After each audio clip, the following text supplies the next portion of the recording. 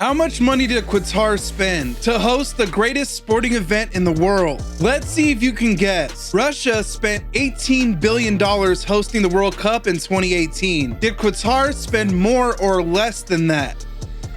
It's more. A lot more. Okay, let's do another one. Elon Musk's net worth is around $200 billion. Did Qatar spend more or less than that? Again, it's more. Qatar actually dropped about $229 billion over the past decade preparing for the World Cup, with some estimates reaching $300 billion.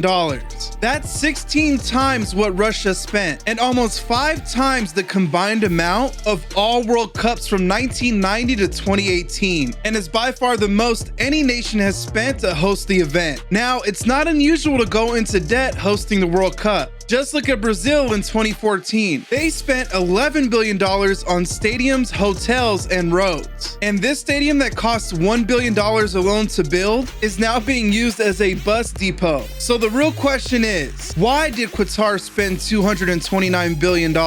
What exactly did they spend it on? And why is there so much controversy surrounding it? Well, let's go back a little. In 2010, Qatar officially made history, becoming the first nation in the Middle East and the smallest nation ever to host the World Cup. But at that time, the Gulf country only had one suitable stadium, and were not ready for the influx of tourists and teams. So they got to building. The nation's chief of financing claims they had to spend $550 million every week on infrastructure and getting the darn cooling right. Of the $229 billion spent, about $10 billion was used to build 7 top-of-the-line stadiums, $36 billion for the construction of their mega metro system, airports, hotels, and roads, while the rest was used on stuff like telecommunication and security. Not to mention cruise ships to serve as hotels for tourists, airplanes to serve as buses for fans who would be staying in the neighboring countries, and the mega tent city the government built a couple of miles outside the capital city. They are also paying one of the most recognizable faces in the sport, David Beckham, $227 million to be one of the chief ambassadors of the event. But behind all the skyscrapers, the fancy stadiums, and glamorous endorsers lies one of the biggest controversies football has ever seen. Nearly 7,000 migrant workers have died in Qatar since 2010, and 70% of them were all working in construction related to the World Cup. Workers who were grossly neglected, underpaid, and forced to work in inhumane conditions, which have led to countless complaints about human rights violations, and even campaigns to have the whole thing boycotted,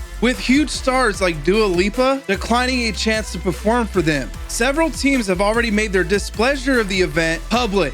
But at the end of the day, all FIFA is worried about is how much revenue they'll make from this World Cup, estimated to be upwards of about $4.7 billion. But is it worth the lives of 6,000 workers? Well, you tell me.